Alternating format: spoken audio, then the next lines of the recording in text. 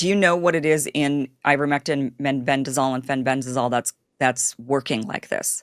I mean, it's because people will say, "Well, this is just an antiparasitic. How can an antiparasitic? Did you have worms in the tumor? Like And what's causing it?"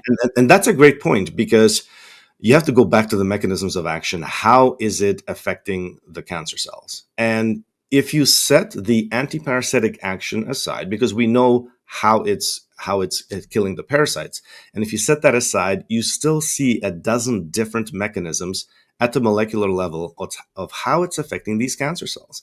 So, like I said, ivermectin shuts down cancer stem cells, shuts down multiple proliferation pathways, and it actually reverses chemoresistance. So tumors, cancer cells that become resistant to chemotherapy, like pancreatic cancer or ovarian cancer, ivermectin actually shuts down the channels in those cells that help the cancer cell pump the chemo out and keep the cancer cell alive. Ivermectin shuts that down, so the cancer cell can do that, becomes sensitive to being killed by chemo again. And so this has been established. These mechanisms have been established, for ivermectin, mebendazole, and fenbendazole. That's why there's over 400 publications in ivermectin in cancer, 240 publications in mebendazole in cancer. But the problem is doctors don't read research papers. And so they're not up to date on the last 5 to 10 years of research that's showing all of this. That's why they don't know the mechanisms. That's why when the patient comes to them, they don't know what to say other than, oh, it's a horse dewormer or it's dangerous, because they have no clue about how these repurposed drugs actually work. So the preclinical research on how it works, it's all there. It's been Mhm. published. Are we The sure scientists they're know. antiparasitic? So I'm going to ask kind of a funny question, but are we Yeah, sure they're antiparasitics? I mean, is it possible that they were developed and they're actually something else that is kind of an undiscovered medicine, but it just so happens that they killed parasites. So it was like, okay, now they're antiparasitics. Like that's what they work for. I mean, is it possible exactly. that they're actually something else? Well, that's right. So you could probably call them something entirely different. The Right. anti, I would look at it this way: ivermectin, its anti-parasitic action is like 5% of what it does. So ivermectin, you could think of it as like a toolbox. And in that toolbox, you've got 100 different tools. You've got all kinds of screwdrivers and hammers and pliers and so on. The anti-parasitic part is one tool, but there's an entire toolbox, right? And so, of course, the focus has become on that one mechanism of action, the antiparasitic mechanisms of action. But as we saw during the COVID-19 pandemic, doctors and scientists went back into the research, realized that, wait a minute, there's also antiviral activity that ivermectin has. Same with hydroxychloroquine. It has antiviral activity. It can shut down viral infection, viral reproduction. And so smart doctors realized that research was there, that ivermectin has another tool in the toolbox, and that's its antiviral activity, and used it successfully to treat COVID patients. Especially if you caught the infection early, then you could completely shut down COVID infection. Mhm. That research also exists for influenza infection, other viral infections. And so, yeah, I mean, ivermectin is it's a powerful medication that has multiple mechanisms of actions, antiparasitic being one out of at least a dozen. So they're Seems like not it they're not just starves. antiparasitics. Right, it seems like it starves, like it's starving the parasites or something, that's why they die, or it's starving the, tumors, and that's why they can't they start shrinking because 'cause they're not getting what they or the Well, virus. that's I don't know, like something like that. Like maybe well, it's that's doing one thing, but it's just doing one thing to all these things. well. So the starving the tumors mechanism that you bring up, for example, we see that in mebendazole and fenbendazole, and it's been characterized. They actually block glucose channels on cancer cells that prevent the cancer cell from taking up sugar and using it as fuel. And Yeah, so that's one of okay. the mechanisms for fenbendazole and mebendazole. Another thing I want to mention to you is that this is not a fringe area. This is not something that's cooked up in somebody's basement. This is very extensively studied to the point where Johns Hopkins has a patent that they got in 2021 on mebendazole.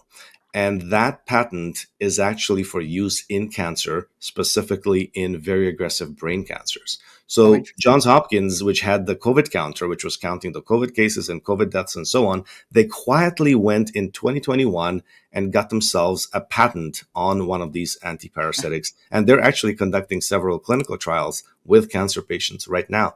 The media will not tell you that. Your doctor and your oncologist will not tell you that either because they just don't know. What in your studies is the success rate of adding these drugs or using these drugs for cancer?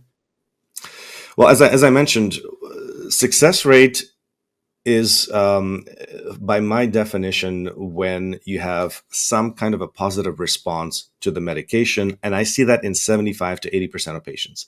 So there will be 20 to 25% of patients who will claim, look, this has had no benefit. My imaging doesn't show, the tumors shrinking or the tumor responding in any way. But 75 to 80% of patients will report some sort of a benefit. Now, then you have to break it down. Well, what are the benefits?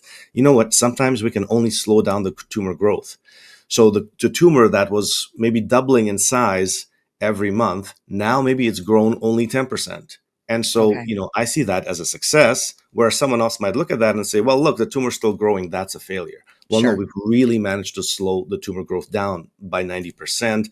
Now you have to add maybe other tools to get the cancer under control, but there has been a benefit for the patient. And so to me, a benefit can be slowing down the tumors or just stopping the tumors, Yeah. stopping the tumors from growing. This is very important in brain cancers, for example. You've got these tumors that the surgeon can't get to, or maybe the surgeon removed part of the tumor, but there's still a part that remains. You might want to just stop that part of the tumor from growing ever again. And the patient feels great. The patient's doing really well. But, you haven't gotten rid of the tumor, but you've Mhm. stopped it from growing. So there's various levels to the successes. But the fact is, 75 to 80% of patients have some sort of a benefit, as opposed to having none of that benefit, right? Right. Right. Um, and when you compare success rates at late stage 4, I can tell you the success rate of the oncologist is zero. And so when the patient's exhausted all these options and the oncologist says, we have nothing left to offer you, the success rate at that point of the cancer centers is zero. And so any benefit that we can give to the patient at that point, I think is worthwhile. Hmm. Have you looked at, well, has it, I mean, you mentioned it slowing down but what about, or stopping the growth, but what about shrinking it? So shrinking tumors, I have the exact numbers, but I see that in about a third of the patients, 25% to 30% will get tumor shrinkage. Now, again, some of them can achieve that without chemo. Some of Mm. them may need some kind of chemo, even if it's low dose chemotherapy. So, for example, I will have patients who will go to clinics that have a more alternative approach, and they will give just very low dose chemotherapy and then combine it with other treatments like vitamin C IV infusions, ivermectin, mebendazole, and we still see tremendous results with those patients as Wow. well. So yeah, tumor shrinkage, I'd say about a third of the patients can see Okay. tumor shrinkage. But even the rest, if it stops or slows, I mean, stopping it would be pretty good too. Exactly. So that's a success. Whenever we get a patient who has an aggressive cancer and they come back to me 3 months later, 6 months later, and they say, look, there's been no change or there's been no recurrence of tumors. Some tumors have a propensity to come back over and over and over, and patients really, really suffer. I can give you an example. Bladder cancer. Bladder cancer is one that can just keep coming back every few months. It keeps coming back, coming back. The patient will have a treatment for their bladder tumor. 3 months later, they have a cystoscopy, the tumor's back, and then they have to do it again. Or skin cancers. Patients have skin cancers, they'll have one removed. 3 months later, another one comes back. They have that removed. And then 3 months later, another one comes back.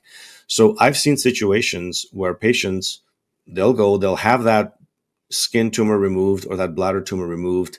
They go on ivermectin and mebendazole, and then 3 months later, 6 months later, they go for their checkup, and there's nothing there. The tumor Mm. hasn't come back.